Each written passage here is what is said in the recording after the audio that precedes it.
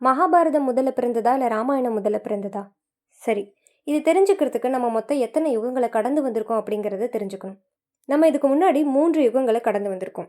4வது யுகத்தில் வாழ்ந்துட்டு இருக்கோம். முதல்ல கிருத்தயுகம். 17,28,000 ஆண்டுகளை உள்ளடக்கியது தான் இந்த கிருத்தயுகம். இந்த யுகத்தில் வாழ்ந்த மக்கள் 9 அடி உயரமும் 1,00,000 ஆண்டுகள் ஆயுட்காலமும் கொண்டவர்களாம். அடுத்து திரேதாயுகம். 12,96,000 ஆண்டுகளை கொண்டது தான் இந்த திரேதாயுகம். இந்த யுகத்தில் வாழ்ந்த மக்கள் 8 அடி உயரமும் 10,000 ஆண்டுகள் ஆயுட்காலமும் கொண்டவர்கள். அடுத்து துவாபர யுகம். 8,64,000 ஆண்டுகளை உள்ளடக்கியது தான் இந்த துவாபர யுகம்.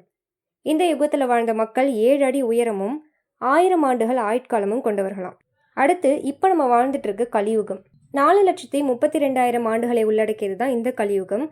இந்த யுகத்தில் வாழ்ந்துட்டு இருக்க மக்கள் 6 அடி உயரமும் 120 ஆண்டுகள் ஆயுட்காலமும் கொண்டவர்கள். இதில் ராமர் பிறந்த யுகம் திரேதாயுகம், கிருஷ்ணர் பிறந்த யுகம் துவாபர யுகம். அப்போது 2வது யுகத்தில் ராமாயணம் பிறந்திருக்கு, 3வது யுகத்தில் மகாபாரதம் பிறந்திருக்கு.